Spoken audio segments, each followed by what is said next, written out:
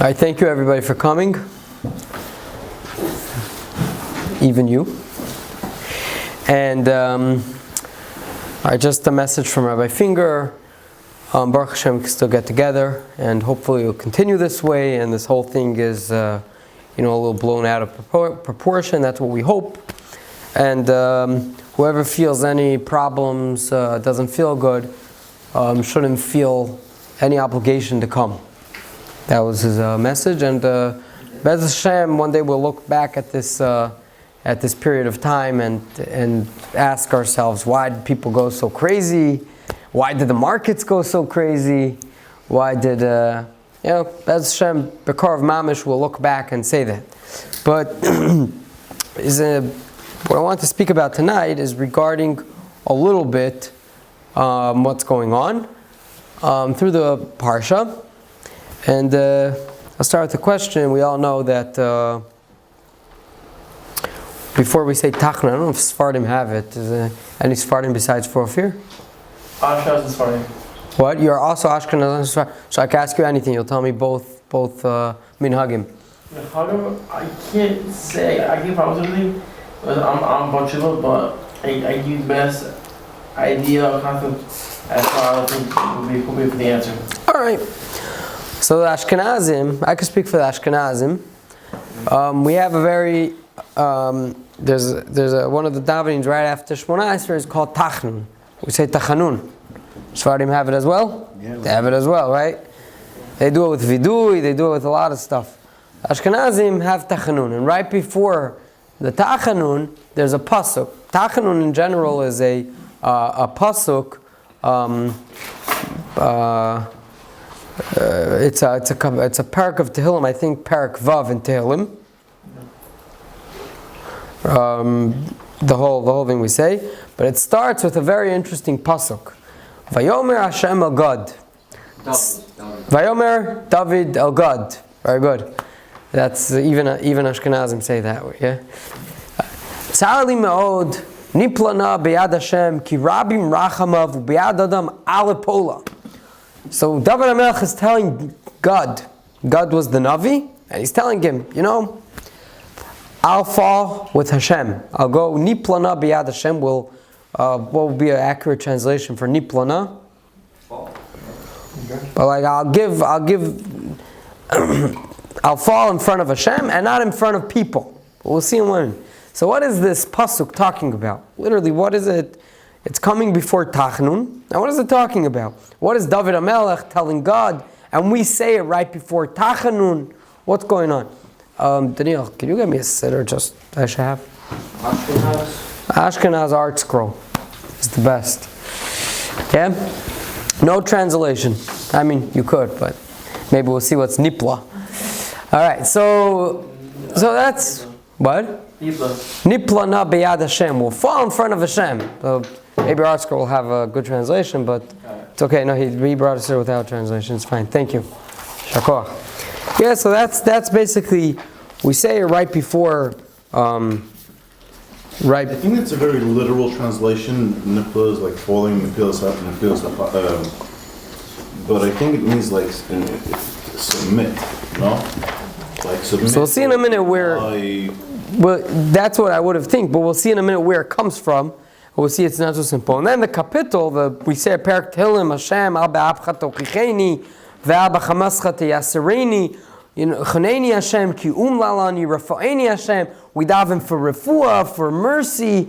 I'm nivhala me'od. I'm not calm. I'm very nervous. Nafshi nivhala me'od. Shuva Hashem. We go on a whole kapitel of Bakashas Rachamim, we're asking for mercy from Hashem, and there's tshuva involved here. We're saying Hashem shouldn't, Al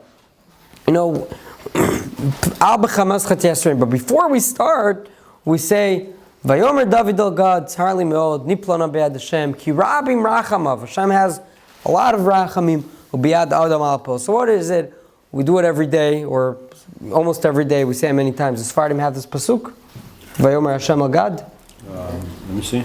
This one. Tzar li me'od. I'm not sure. Okay. So that's just wanted to start the question. Okay, this parsha. This week's Parshas Ki Tisa. So the Parsha of Ki Tisa, I just wanted to go through a few psukim of this week. Oh, hello.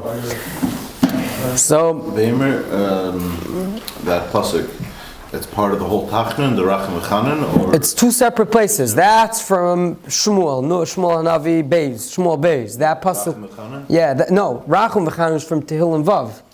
Rachum V'chanun comes, Vayomer David al Gad, that's a pasuk that comes from Shmuel. Right. But, okay, so what is going on, the mix here, and what is that pasuk literally talking about? Okay, so now we have, in our week's Parsha, Hashem tells Moshe, V'daber Hashem Moshe Lemor. Hashem told Moshe, Ki Tisa is Rosh B'nai Yisrael Ifkudeihem. I'll just go straight to the translation. When you would want to count B'nai Yisrael, when you would want to know what is their number, what is it, every 5 years they count the people?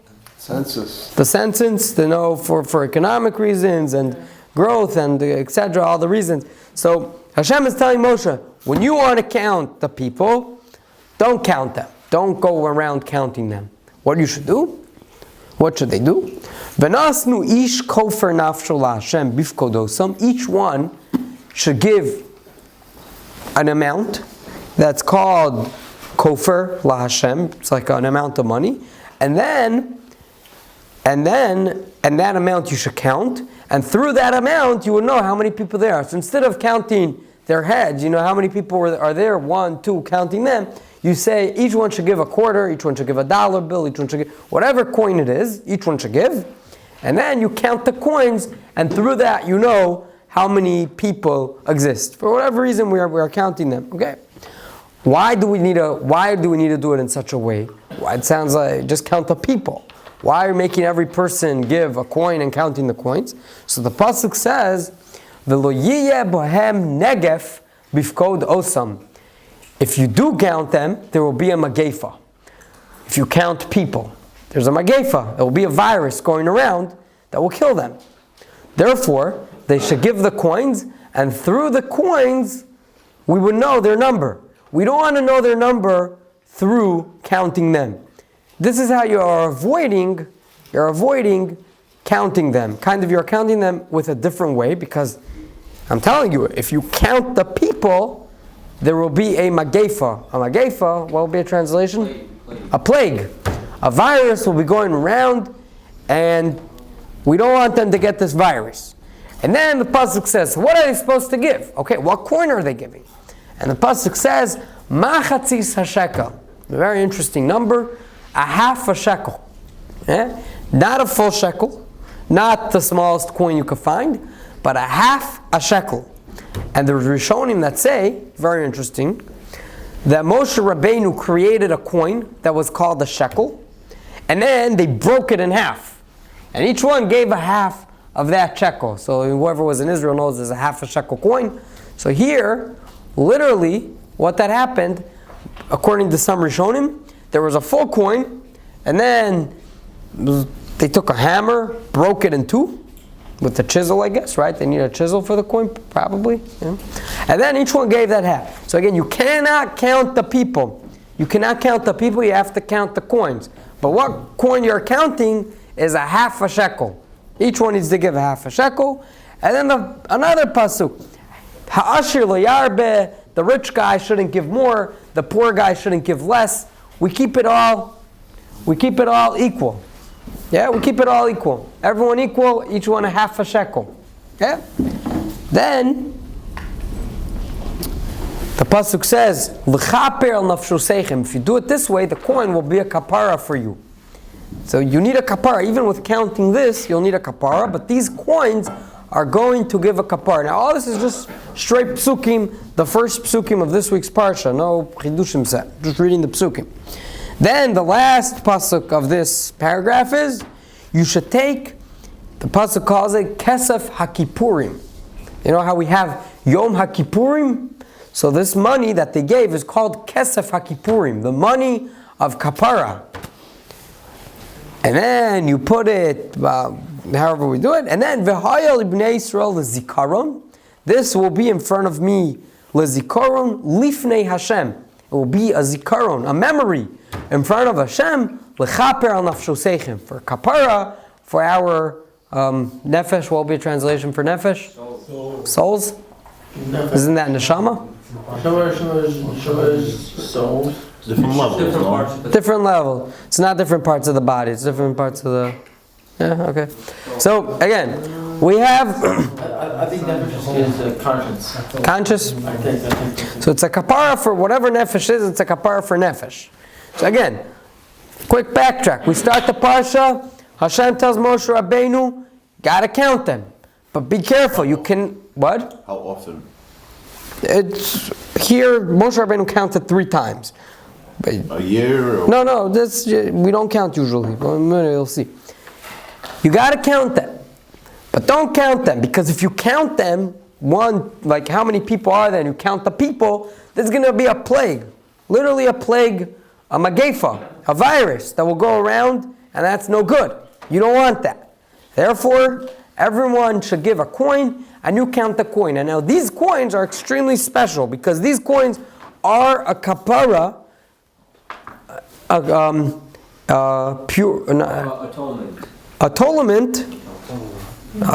with a T. No, atonement. A what? Atonement. Silent. The T is silent. Yeah, Atonement. Okay. It ends with a T, no? Yeah, the right.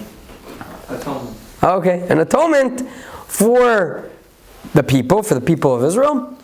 But this coin will be a zikaron lifnei Hashem, like a memory, like Rosh Hashanah. It sounds like Rosh Hashanah and Yom Kippur. We have zichronos, a memory where Adavin to Hashem, that you should remember our good stuff. These coins are a good memory in front of Hashem, for a kapara for us, an atonement for us, and additionally, it has to be a half a shekel. A pasuk tells you. And no, don't even think of giving more. You're a rich guy, you think you'll come with your Lexus, and you'll come at the dinner and say, oh, I'm giving, no. That keep for BJX when you go there. But when you come for this counting, you give a half a shekel. You don't give any more. That's the psukim. So we have a few obvious questions here. First of all, why when we count is there this whole problem, right? Number one. What's the problem to count? Number two, why a half a shekel? What is this? What is the purpose of half a shekel? Okay, and I think that was maybe I have more questions. I don't remember them now, but maybe soon I'll remember. All right. So I just want to. There's a very interesting story in the Navi. Very, very interesting story. I don't know if I wasn't so familiar with this story till today. It's the last story in the Navi Shmuel. The last story. And this is a very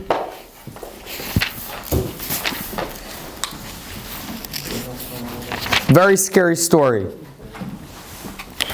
Very scary story. The pasuk starts like this. For whatever reason, David HaMelech said something inappropriately, the Gemara says, and Hashem had charonaf. Hashem had anger on David, and he told David HaMelech. So he made David HaMelech have this mistake. What was the mistake of David HaMelech? And this is Psukim im Navi. Go count Bnei Yisrael. This is what David HaMelech, as the king, he all of a sudden thought, I want to count how many people, what is it called? They do it every 5 years, you said? Census. The census. So David HaMelech goes and says, let's do a census. So he calls Yoav, Sar Chai, who's the general. He calls Yoav, and he tells him, go in the whole Israel, from Dan, which is up by Kiryat Shmona there, Ad, or even past that, it's probably the middle of Lebanon somewhere, Ad Beersheba, till south. Upakdu Sa'am, go all around, get the count of how many people we have. V'yadati et mispar ha'am. This is what David HaMelech is telling his general. You go around and get a count of the people. So Yoav knows this pasuk in the Torah, that it's very dangerous to count people. So he doesn't want to count the people. So he's telling him, we have so many people, Hashem will give us even more bracha. why you the king want this? Vayechazak dvar hamelech Yov. David HaMelech repeated it even stronger. Go ahead and count the people. That's what he told him. So they went around and they were counting the people. And Rashi says something fascinating. The pasuk says where he started. He started by God, by Shevet Gad, by the plague God. That's how you call him. Shevet Gad, plague. The tribe. Yeah. Oh yeah, the tribe God. She's good, right? Yeah. I know, right? He could do it in Russian too. So start with Shevet Gad. So Rashi over there in the Navi says, why did he start by Gad? Because he was so scared from counting people. So he went to the strongest Shevet. They were all fighters. There's Bnei Gad. They were army people. And he thought that they would chase him away. They'll tell him, well, you're coming to count us? We're not giving you our numbers. Get out of here. And then I'll come back to David and say, I tried doing it. The people don't want to give their numbers. But no, he came to them. He said, I have a command from the king. And they gave him the count. So he went all around and he got the count. Okay? And it says the number. Right after David HaMelech got the count, all of a sudden he's like, oh no, what did I just do? You should not count people. How did I do that? Vayachlev David also, his heart melted. I don't melted, whatever it is. He was horrified. What? He didn't know you weren't supposed to count? So there's many Mefarshim that say what was his mistake, like what did he think in the beginning, and then what he realized. Many Rishonim on our parsha, the Ramban speaks about it and more. It doesn't say that Yoav told him. It's a king telling you a command. I don't know what was the relationship, but the Rishonim here stress, the Rishonim on the Chumash, what did David HaMelech. But what happened next? Right away, Vayomer David al Hashem told Hashem, Chatasi me'od. This is a big sin I did. Ve'ata Hashem ha'aver no'es avon avdecha ki niskalti me'od. I made this big mistake. Just a terrible mistake. Please, haver no, mevater on the haver no, like Mavri Rishon, we say in the Yud Gimel Midos, don't look at this sin. Vayakam David Baboker, the next morning David HaMelech wakes up, and then Dvar Hashem Hayal Gad Hanavi. God was the Navi, and he was a Chozeh, and he said, Hashem told him, go tell David HaMelech the following. I'm giving you an option of 3 things you could choose. Your sin is a big problem, and you have one of 3 options to pick. And this is a horrifying. 3 options. He counted the people, and Hashem is telling God the Navi, go tell David he has one of 3 options. Option number 1, 7 years of hunger for the nation. 7 years, 7 full years of hunger. That's option number 1. Talking about the economy crashing, right? So hunger in the whole place, no food.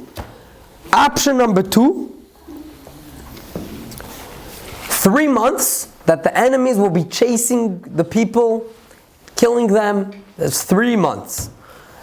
Option number 3, that's option number 2. Option number 3 is 3 days of a dever, of a virus, a terrible virus going around. 3 days. So again, this is a very, very dangerous virus, because it needs to be compatible to 7 years of hunger or 3 months of enemies chasing you and killing you, right? So this is 3 options. So God comes in front of David HaMelech and says, this is you have 3 options. You got to choose one of the 3. This sin that you had, like we read in our parsha, it's very dangerous to count people. David HaMelech had a mistake. He counted the people, but when you count people, and malasot, there's one of 3 options. So David HaMelech says the following: Vayomer David el Gad. So David HaMelech is telling God, Tsar li me'od. What's tsar li me'od? Distressed. Niplana beyad Hashem. Will fall in the hands of Hashem. Which means he was picking the dever. He was picking the virus. Ki rabim rachamav. In the end of the day, Hashem has a lot of mercy. Ubiyad adam alapola. If I pick these other things which are hunger, it involves people. People chasing you, the Rishonim say that also hunger is the adam. People chasing you and killing you involves people. They don't have mercy like Hashem. One of the options is a plague. I'm going to put myself in the hands of Hashem. Then there was a Magefa that happened, and sure enough, Hashem's Rachamim were there, and it wasn't for 3 days. It was for a very short period of time, and in that short period of time, there were 70,000 people that died. It wasn't even 3 days. It was in 1 day. It was 1 day. The Gemara has a machlokas. How many people was it? You got it? How many people was it? Were there? But again, David HaMelech had 3 options. A plague, 3 months of enemies chasing him, or 7 years of hunger. And he picked the hands of Hashem. And all of this was why? Because he counted the people.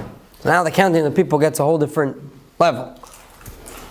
So, this is a story that happened. This is what we say by Tachanun every day as an introduction. The Tachanun, we do Nefilas Apam, we're asking for mercy from Hashem. So we're saying, the Pasuk, the David HaMelech said, I'm going to go in the hands of Hashem because Hashem has mercy. And then we follow that with the Tehillim of Hashem, please don't punish me. Abba Chamaschat Yasreini, don't give me Yisurim, don't give me any... What's Chastise. Do you daven only on the English side? No? Okay. I used to, yeah, okay. Yeah, so David HaMelech said, I want to fall in the hands of Hashem. So the question gets even greater. It's pretty obvious. What is this counting business? So, and what is this machzis shekel? That's how we should do it. So I want to say just things straight from Rashi with a little more after that. But Rashi says that what happens when you count it is Haminyan sholet bo ayin hara v'hadever bo aleihem. Rashi in our parsha, he says, the minute you count something, there's an ayin hara, actual just counting it. It says in the Gemara, ayin habracha shora ela bedavar hasamli min ayin. If you want bracha, hide it. You don't want to count how much money you have, of course, if it's for financial reasons, you could. But don't just be sitting there and counting how much weed I have, how much assets I have. You count it, it goes down. It's ayin hara. Rashi says you count people, there's ayin hara. When ayin hara is on people, then they get the dever, they get this virus, which happened by the time of David. That's exactly what happened. They're counting the ones who already have the line. What? Oh, that's right here. Yeah. So, the question is, what is machzis shekel? Why? And to understand the whole thing. So, I want to share Kliyakar, which was one of the Mefarshim. He has a parish on the Torah, very interesting parish on the Torah. And the Kliyakar says the following. When you count something, you make them into individuals. Even when they count people, you take 10 people, you count them 1-1, you make them into individuals. They're not one big group. There was a big crowd. There was one person and another person and another person and another person. You're individuating everybody. That's what you're doing. You're counting each person, and what that happens is instead of taking a group, you're taking a lot of ones. The problem is that when you have a lot of ones, there's something that's called zchus harabim. Let's say it says there's a halacha. There's a halacha. The halacha to daven in a minyan. Where does it come from? Why do we daven in a minyan? We daven in a minyan because if you daven b'yichidut, if you daven by yourself, so Hashem says, I don't know, are you such a great guy that I'll listen to your prayer? Everyone are great, but not always when you daven, Hashem, your davening will go up there. When you come as a group is not an individual. It's a group of people. A group of people that get together, their davening for sure goes up to Hashem. So that's why the halacha comes. Mika Hashem Elokeinu b'chol kareinu elav. He's always close to us. Is when you daven with a minyan, and that's because you have a group of people. It's not individuals. When you have a minyan, it's not 10 people. It's a group of 10. It's not 10 ones. 10 ones doesn't make a minyan. It's Ada. We learn minyan from the word Ada in the Torah. Ada is a group. It's not. It doesn't even say it as a number. We learn the group because it says Ada, and we know how many people were in that Ada. But it doesn't say over there in that Ada that there was 10 people. It just we know from because it was the Meraglim and the whole thing. But the idea is what you lose when you start counting people is you destroy the group. You don't look at them anymore as a group. You look at them as individuals. And that's the problem. Because an individual is very shaky. He's one day good, and one day not so good. He's not always on a level that you're not checking on him. That's why it says by Rosh Hashanah Yom Kippur, you should always try to be part of a group. Because group that comes to that comes in davening is much greater than one person that's davening. There's even halachot. If you do get stuck at home and you cannot daven with a minyan, you should try davening at a time that there's a minyan in town. Even that's something because you're all davening in the one town at the same time, even though you're not with them. But that time of a group is already considered something. So he explains, what that happens here when you count people is we have a whole Klal Yisrael, we have a group. What that happens, you're making them into individuals. Individuals is a problem. They don't have that thing of a group that's protecting them, that's coming them that they're coming as one. Of Mikam Yisrael Goy Echad Ba'aretz, the whole Yisrael. You're breaking up that Echad of Am Yisrael. That's the problem. According to this, I think we can have a very, very simple explanation why the Machatzis shekel. A person, in the end of the day, they did count them. They counted them. They did count them. But we don't count one, we're not counting the people. Each person gave a coin, we're counting the coins, which is like a level less. But even the coins we're counting, every coin is a half. It's showing, there's another piece to me. I'm a half. There's another piece. I belong to something else. I'm part of a group, we could call it. Why you're counting me? The way you're counting me, it's coming out counting through halves. Where's the other half? The other half is the group. I'm a half. He's a half. He's a half. Together, we're uniting as a group. And that could be a direct, I'll say a contra, exactly for the issue. If by counting you're making people into individuals, here through the counting, each one is showing you're counting me with the half because I'm not a whole piece. I'm only a small piece from something else. And that's why, in a simple way, we can understand there's this, when you do count, it should be with the Machzis HaShekel. What was your question? Yes. So, from what I understand from what you're saying, is that the shekel is cut in half, and in turn, since there's a Shekinah for each person, like say a man and woman, am I on something?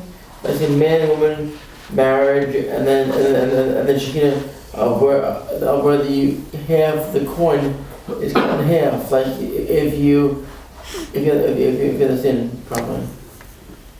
Here it wasn't only husbands and wives that gave the halves, and then like each one gave a half, and together it's a whole coin.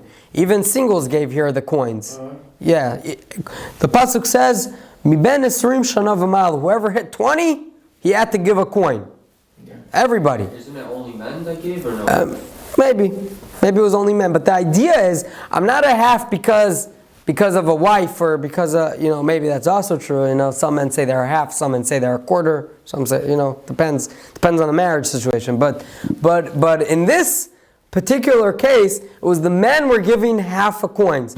So I think in a very simple level, we could see even more so, according to the Rishonim that learned that literally they took coins that were called a shekel and they broke them in half. It wasn't like a coin of $50 that you give. That's like a regular coin of $50. You need to you need to be like a smart guy to know that really it's a part of $1 and it's only a half. No, you take a coin and break it in half. It presented it in a total way of I am a half.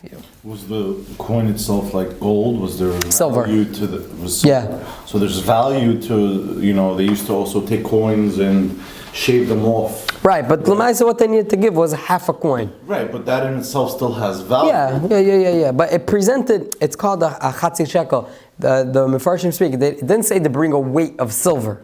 It didn't say bring this weight. The coin does have a value on itself. But this particular coin, it didn't say bring 17 gram of silver. Bring a half a coin. Maybe that's what it would be worth if you evaluate it like that. But what they were bringing was this half a coin. All right, so that's just what I wanted to, in a simple way, share from this week's parsha. But we have to end off with what do we take? Halucha l'maaseh, right? What do we take halachically from these psukim? So first of all, just first things first, is brought down in the Kitzur Shulchan Aruch, the Rambam. I think it starts with the Rambam and there's a Rashi, they say, is somewhere that writes, when you need to count people, just be very careful. You can't count people. So there's different psukim. Hoshia, Samecha, if there's 10 people, you need to count. Is there a minyan for Ma'ariv tonight? Count heads. Count heads. No, you can't count heads. So you say, Hoshia, Es, Amecha, Uvarech, Es, Nachal, is 10, whatever that. There's different ways how to do it, What? Can you count in your head, without saying 1, 2, 3? It could be. But what that people do is they say these psukim, and the Kitzur Shulchan Aruch says, they say, Hoshia Samecha. I think whoever struggled with that pasuk, because he doesn't really know that pasuk, I think, Baruch Ata Hashem, Elokeinu melech haolam, Hamotzi lechem min haaretz, is also 10 words. So there's different versions. What? Cool. Very cool. Yeah, so there's different ways of how to get to the count of 10. But again, let's just remember, it's only when you need to do it for a reason. But let's not go around counting. It's not a good thing. We want to stay in a group. We don't want an individual. Okay, that's one halacha, just halucha l'maaseh. Number 2, I think is very, very important, is really the message that we learn from this. Is that we should remember, we're part of a group. We're really part of a group. That's the reality. We're Goy Echad Ba'aretz. That's what we are. I'm not an individual and you're not an individual. We're one group. So now at this period of time, let's say, I just heard in Cincinnati there's no schools tomorrow. Closed down, all the schools. We could feel what they're going through. Maybe in 3 days we'll experience it. People are losing their jobs now. People don't, a guy works in a restaurant, he has no work now. No one's coming to the restaurant. There's many, many jobs out there. Let's say, imagine I'm a pilot. My route is, New York, not even China, anywhere in Europe. Anywhere in Europe, they just banned it, So how long are the airlines going to be paying salaries or cut back salaries? There's a lot. A lot of people are, even without getting the actual disease, not even talking about that, but just it's a real thing out there. People are worried about their day-to-day life, and then you have the people that get the virus and they're nervous. There's a high fatality rate. So we are a Goy Echad Ba'aretz. Let's not forget it. We should daven for everybody. We should feel their pain. We should take it with us, and we should take this message that we are part of one group. And Be'ez Hashem, this week, we should get a little extra, push to feel that. And Yehiratzon, B'Karov Mamish will look back and be like, this thing was blown out of proportion. But till then, we should feel that and daven that Be'ez Hashem should help. It should finish really quick. Thank you everyone for coming. Ma'ariv, is there a